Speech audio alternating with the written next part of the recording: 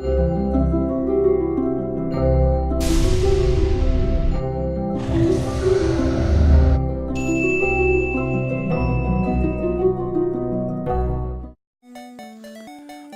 I'm back to bring you guys another episode of Pokemon Midori, filled with Japanese greatness, or something. So, okay, yeah, last episode we got the boring stuff out of the way, the intros, all that stuff. So, right now, we're gonna go through the Viridian Forest, and then to the first gym. Pretty standard.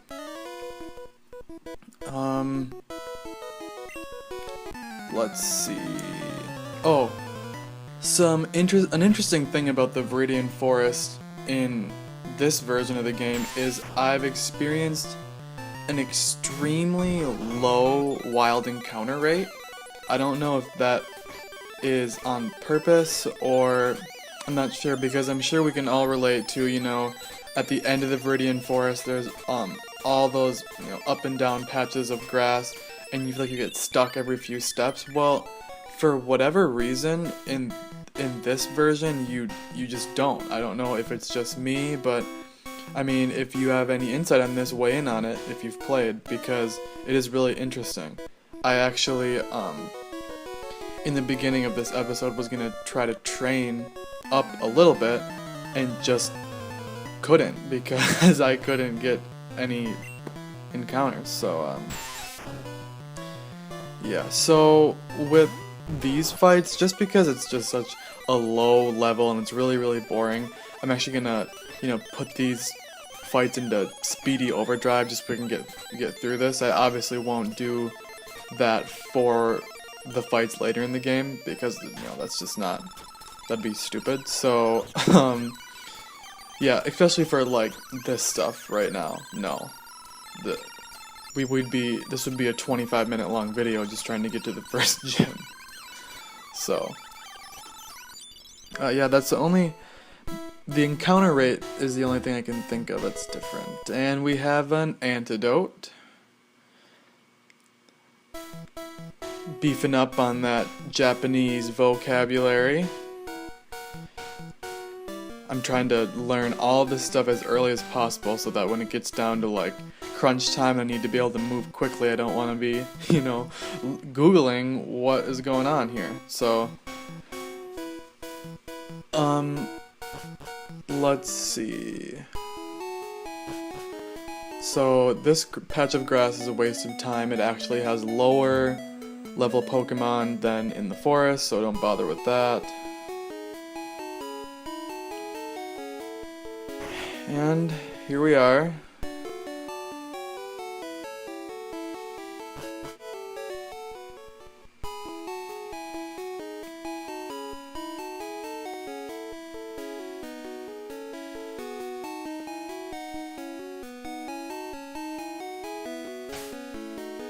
Probably should save really fast, just in case.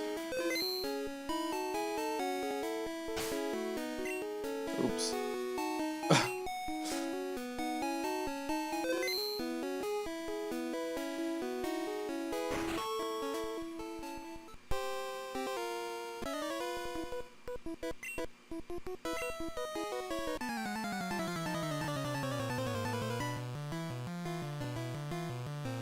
Now, if you pay attention to the different sprites that are in this gym, you'll start to notice some of them, how different they truly are.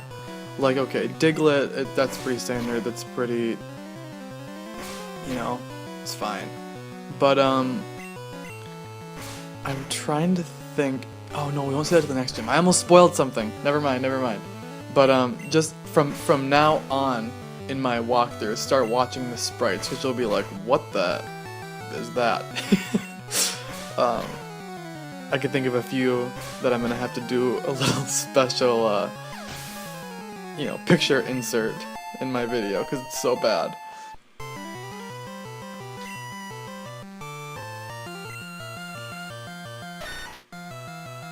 I really don't like Sandshrew's sprite either. Like, at all.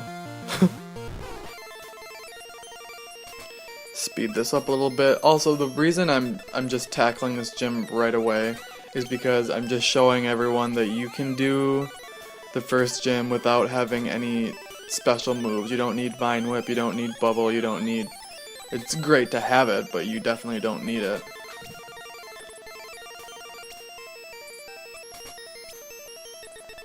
As you can see, Leech Seed and Tackle seem to be doing okay.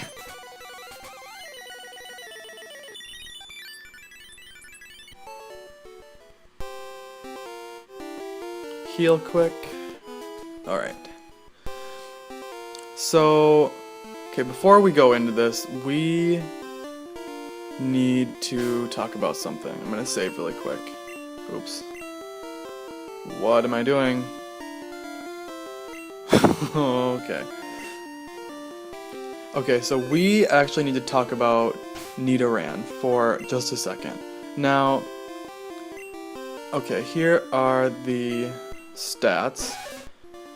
Now, what I need to point out is that this gym would be much easier if Nidoran actually learned Double Kick, which in the red and blue / Japanese, green version, it doesn't learn Double Kick until way later in the game.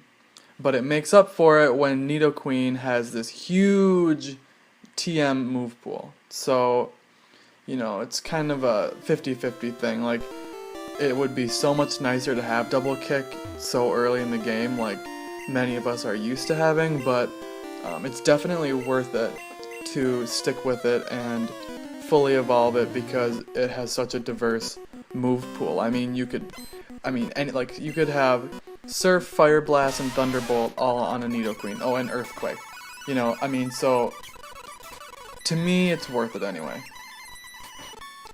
Worth it to slowly struggle with this Geodude like I am right now.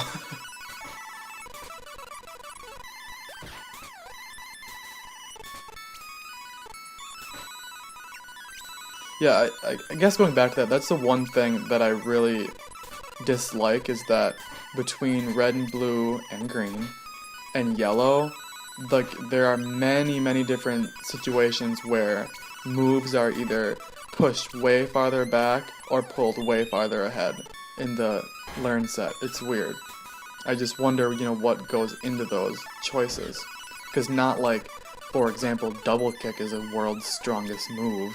Like, who really cares? It'd be nicer to have them Scratch and, like, Poison Sting, but you know what I mean, so... And Onyx, not that big of a threat. As you can see. And that'll be just about the end of episode 2, so... Kind of a faster episode than the first one, but that's great. So, we learned some new Japanese lingo today. Antidote. Get that in your brain, and you'll be learning just as much as me in no time. Just as much. Not really, I don't know anything. Alright, so thanks for tuning in, and yeah, I'll catch you guys in the next video where we'll go through Mount Moon and on to the next gym. So, thanks for watching.